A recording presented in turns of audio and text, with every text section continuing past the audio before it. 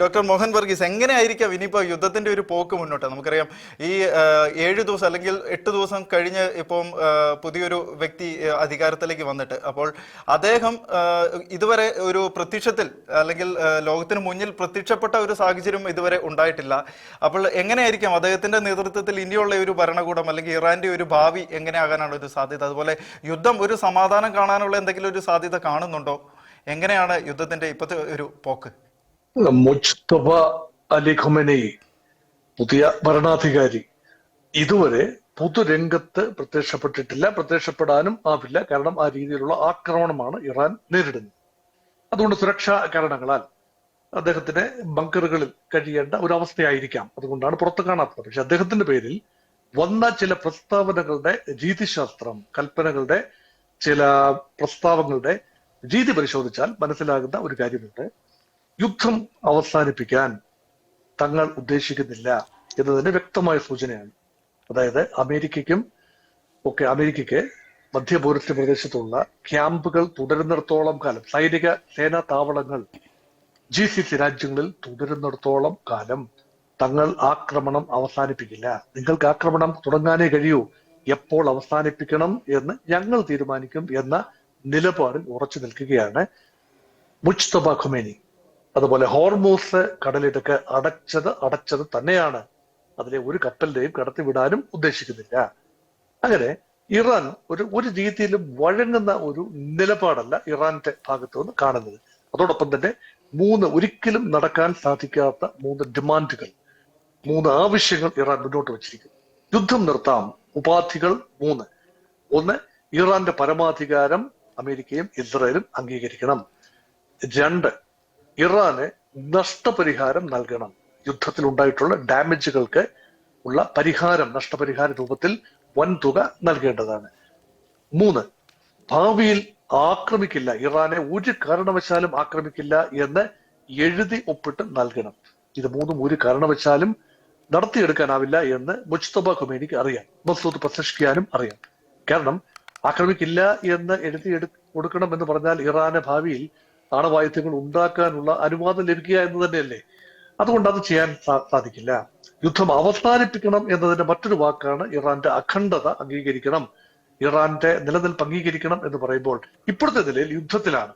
അപ്പൊ യുദ്ധം നിർത്തിവെക്കണം എന്ന് പറയുന്നതിന്റെ മറ്റൊരു വാക്കാണ് അമേരിക്ക, ഇസ്രായേൽ എന്നീ രാജ്യങ്ങൾ ഇറാന്റെ പരമാധികാരം പൂർണ്ണമായി അംഗീകരിക്കണം എന്ന് പറയും.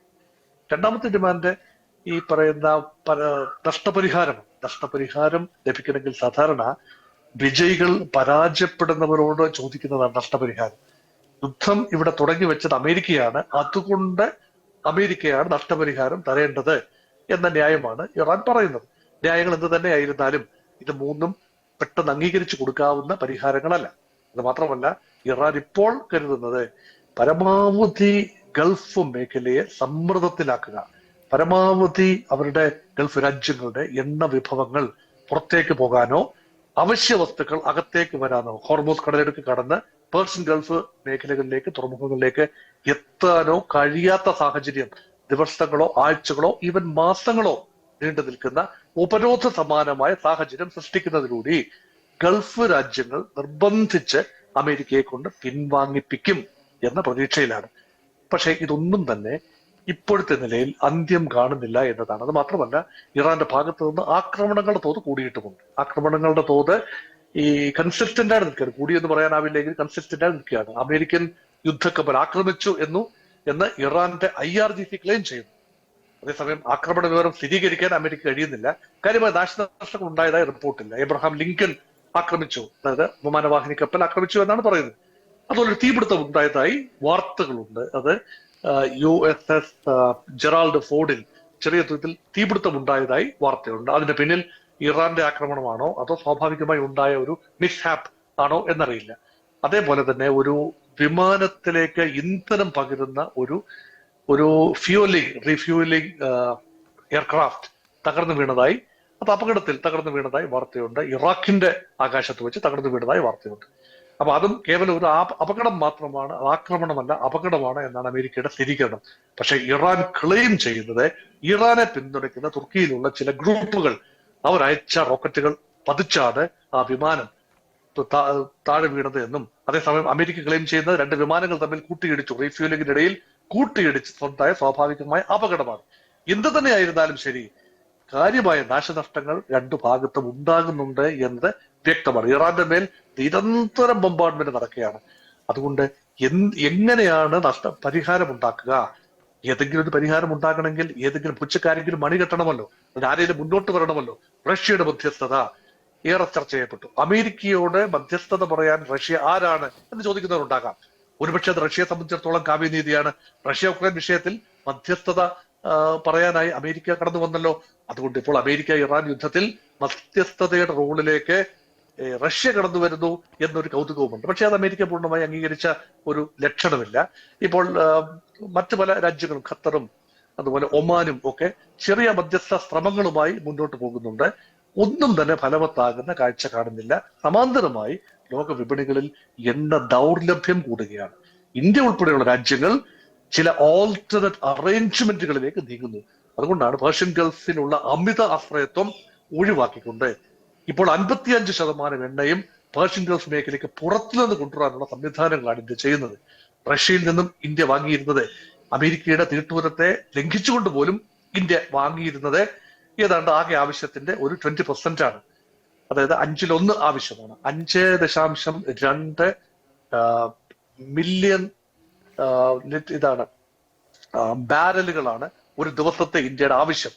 അതിൽ 1.04 മില്യൺ ബാരലുകൾ റഷ്യയിൽ നിന്നാണ് എത്തിയിരുന്നത്. അത് നേരെ ഡബിൾ ആക്കി കൊണ്ടുവന്ന് 2 മില്യൺ ബാരലുകൾ പ്രതിദിനം റഷ്യയിൽ നിന്ന് ഇറക്കുമതി ചെയ്യാവുന്ന ഒരു ഘട്ടത്തിലേക്ക് എത്തി നിൽക്കുന്നു. പക്ഷെ അപ്പോഴും ബ്രണ്ട് ക്രൂഡിന്റെ വില $100 മുകളിൽ ഇങ്ങനെ ഉറച്ചു നിൽക്കുകയാണ്.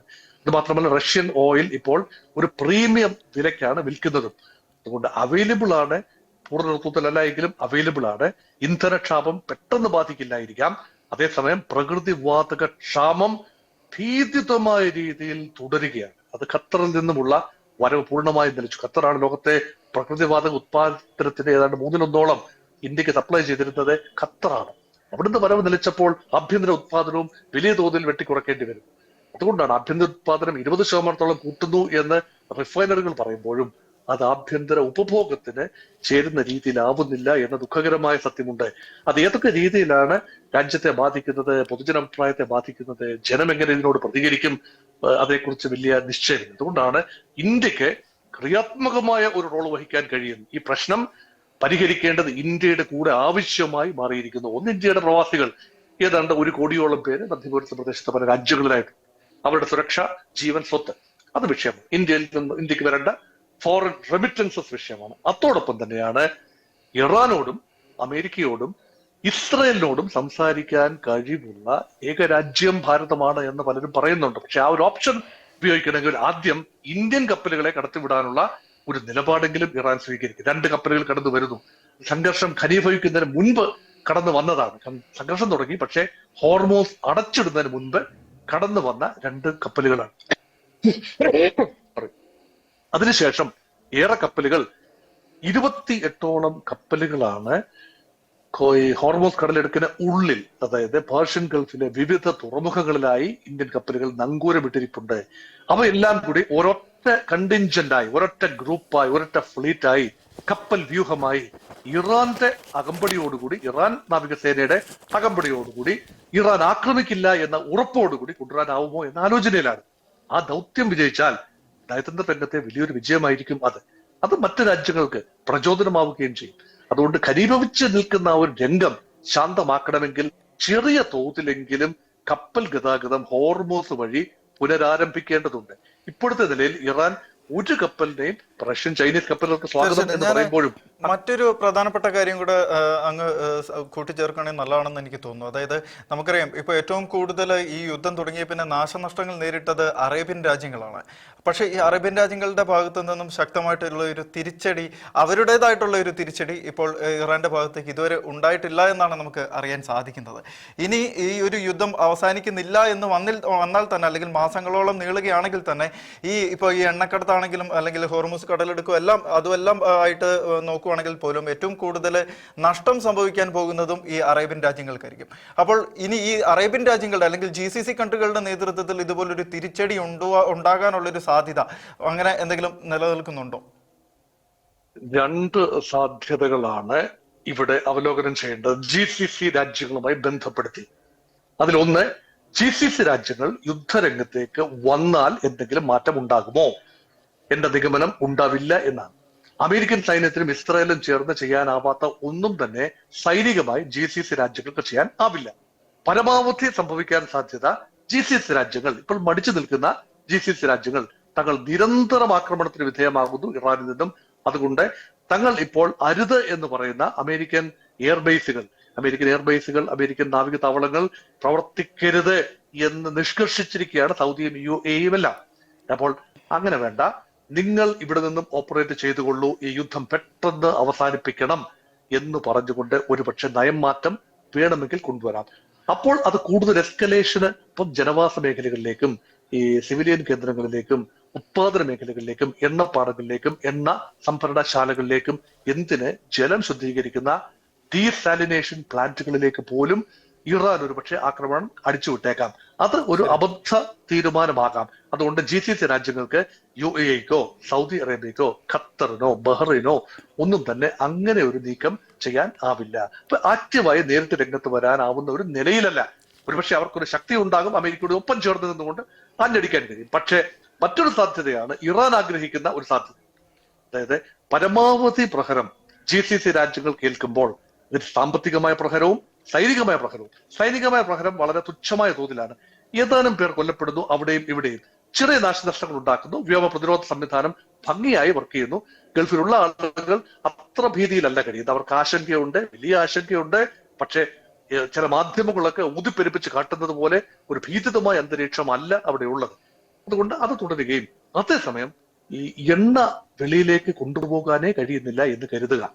മാസങ്ങളോളം ഹോർമൂസ് കടലിടുക്ക് അടച്ചിടുകയാണെങ്കിൽ എണ്ണ ഉത്പാദനം അവിടെ നടക്കില്ല, എണ്ണ വിൽപ്പന നടക്കില്ല, ഒരു എണ്ണ കപ്പലും വെളിയിലേക്ക് പോവില്ല.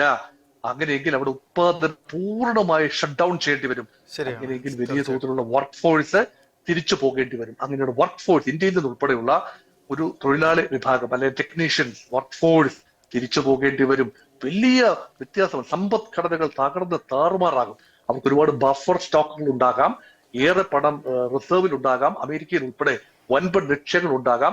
ഗൾഫ് രാജ്യങ്ങൾക്ക് പ്രത്യക്ഷത്തിൽ കുഴപ്പമുണ്ടാകില്ല, പക്ഷേ അവിടെ ജോലി ചെയ്യുന്ന ആളുകളെ സംബന്ധിച്ചിടത്തോളം വലിയ പ്രശ്നമാണ്. അത് മാത്രമല്ല, ഗൾഫ് രാജ്യങ്ങൾക്ക് എത്ര ദിവസത്തേക്കുള്ള സപ്ലൈ അവശേഷിക്കുന്നുണ്ടാകാം. അവശ്യ സാധനങ്ങളുടെ അരി മുതൽ ഉപ്പ് തൊട്ട് കർപ്പൂരം വരെ, അതായത് വെജിറ്റബിൾസ് ഉൾപ്പെടെ ഭക്ഷ്യധാന്യങ്ങൾ ഉൾപ്പെടെ അവശ്യ വസ്തുക്കൾ ചൈനീസ് കപ്പലുകളും ഇന്ത്യൻ കപ്പലുകളും ഉൾപ്പെടെയുള്ള കപ്പലുകളല്ലേ അവിടെ എത്തിക്കേണ്ടത്. ഈ ഒരു കപ്പലിലും അകത്തേക്കും അവർക്ക് എണ്ണ വിൽക്കാനാവില്ല എന്നത് വെളിയിലേക്ക് വിൽക്കുന്നതാണ്. തീർച്ചയായിട്ടും നമുക്ക് യുദ്ധം മുന്നോട്ട് പോയിട്ടുണ്ടെങ്കിൽ അത് ലോകത്തെ മുഴുവനും വലിയൊരു ഗുരുതരമായി തന്നെ ബാധിക്കുന്ന സാഹചര്യമായിരിക്കും. നമുക്ക് മനസ്സിലാക്കാൻ സാധിക്കുന്നത് തന്നെയാണ് ഇന്ത്യയുടെ ഇപ്പോഴത്തെ ഒരു പോക്ക്. അത് നമുക്കറിയാം, ഇന്ധനം വളരെ ബുദ്ധിമുട്ടുന്ന തരത്തിലേക്ക് ഇന്ത്യ പോയിക്കൊണ്ടിരിക്കുകയാണ്. പക്ഷെ നമുക്കൊരു പ്രതീക്ഷ നൽകിക്കൊണ്ട് ചില കപ്പലുകളൊക്കെ നമ്മുടെ തീരങ്ങൾ, മുംബൈയിൽ അടക്കമുള്ള തീരങ്ങളിൽ എത്തിയിട്ടുണ്ട് എന്ന് നമുക്ക് മനസ്സിലാക്കാൻ സാധിക്കുന്നത്.